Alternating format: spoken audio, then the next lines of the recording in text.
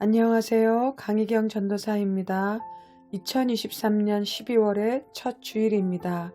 2023년의 12월을 시작하면서 한 해를 돌아보고 하나님이 주신 은혜를 헤아려 보면 좋을 것 같습니다.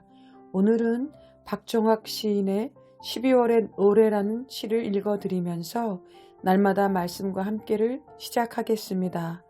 12월의 노래, 마침내 달랑 한 장, 그렇지만 마지막은 싫어요. 처음 시작이라 불러주세요. 차가운 손길 하지만 마음만은 아니랍니다. 누구보다 따뜻한 가슴입니다. 나를 보면 행복해 합니다. 나를 보면 추억으로 여깁니다. 나를 보면 삶을 느낍니다. 나는 행복입니다. 나는 추억입니다. 그래서 나는 12월입니다. 기쁨의 노래를 부르고 싶습니다. 소년, 소녀 가장과 함께, 외로운 무이탁 노인들과 함께, 그리고 사랑하는 친구들과 함께, 사랑하는 가족들과 함께 한 해를 뒤돌아보며 사랑의 노래를 부르고 싶습니다. 기쁨의 합창을 하고 싶습니다. 나는 마지막이 아닙니다. 나는 희망이고 기쁨이고 사랑이고 싶습니다. 나는 12월입니다. 나는 희망이고 기쁨이고 사랑이고 싶다는 12월의 노래처럼 우리도 이와 같은 노래가 있기를 소망합니다. 오늘은 고린도후서 6장 3에서 10절을 중심으로 말씀을 나누겠습니다. 바울의 자전적 경험과 견해가 많이 들어있는 고린도후서 중 오늘 본문은 모든 일에 하나님의 일꾼답게 처신한다고 말하며 어떠한 어려운 상황에서도 사도직에 걸맞는 삶을 살기 위해 최선을 다했다는 바울의 변호를 접합니다. 바울은 자신에게 맡겨진 사도의 직분이 비방받지 않게 하고 아무에게도 거리끼지 않게 하기 위해 노력하고 수많은 고난을 견뎠다고 합니다. 그는 어떤 고난 가운데서도 도망하지 않고 계속 머물러 그 고난을 오히려 승화시키는 삶을 살았습니다.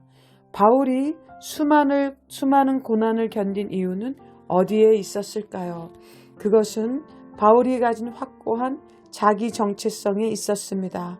바울은 하나님과 함께 일하는 자라는 자의식이 있었습니다. 바울은 하나님의 은혜를 입은 자라는 사실을 잊지 않았습니다. 이런 자기 정체성 가운데 바울이 견뎌낸 고난의 내용은 무엇이었을까요? 첫째는 환난입니다. 육체적, 정신적, 영적인, 즉 전방위적으로 압박을 당한 것입니다. 둘째는 궁핍이요, 셋째는 고난입니다. 바울은 매맞음과 갇힘과 요란함도 겪었습니다. 매맞음은 단순한 매맞음이 아니요, 죽음의 강을 건널 정도로 가혹한 매질이었습니다. 요란함은 폭동이나 정치적인 소요인데 비시디아, 안디옥, 이고니온, 루스드라, 빌립보, 데살로니가, 고린도, 에베소, 그리고 예루살렘 등지에서 익숙하게 경험했던 것입니다. 자신의 동족들과 이방인들에게서 바울은 생명이 위급한 상황에 처해지는 고비를 넘겼습니다. 이 모든 것들을 회상하며 고린도 교회 성도들에게 편지를 기록하는 바울의 심정은 어떠했을까요?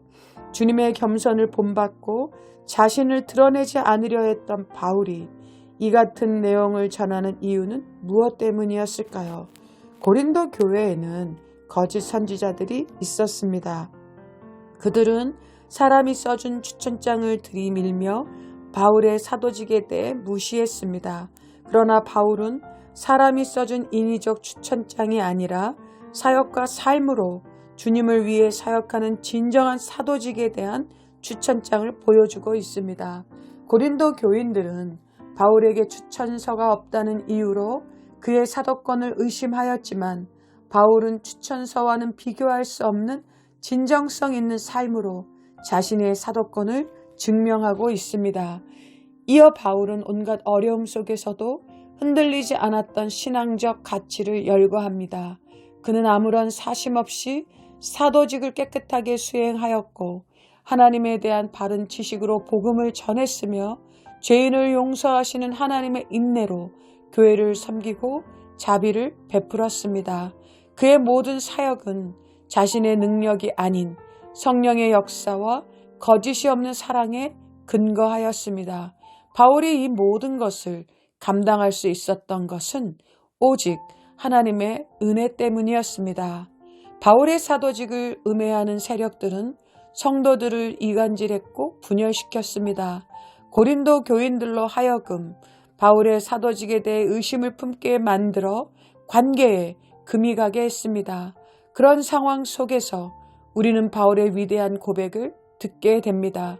무명한 자 같으나 유명한 자요, 죽은 자 같으나 살아있고 징계받는 자 같으나 죽임을 당하지 않고 근심하는 자 같으나 기뻐하고 가난한 자 같으나 많은 사람을 부요하게 하고 아무것도 없는 자 같으나 모든 것을 가진 자로다. 아멘.